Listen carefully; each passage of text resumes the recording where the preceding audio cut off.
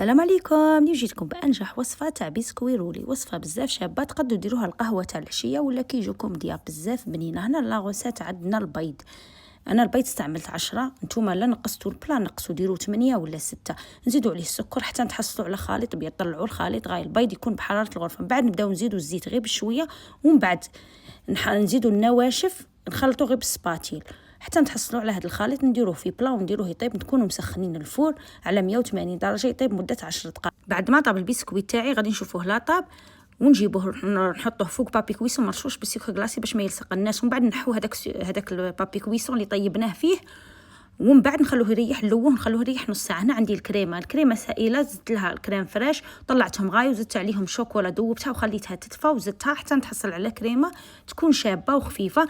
هنايا حليت هذاك البسكوي اللي روليته، ندير له الشربات وندير له الكريمه. شمخوه، انا نبغيه مشمخ، كل واحد شي يبغي، كي مشمخ يجي بنين نعاودوا نلووه ونعاودوا نديروا له الكريمه هذيك اللي سوه من الفوق، ونرشوه بالكاكاو. هذا هو التزيين اللي زينته به.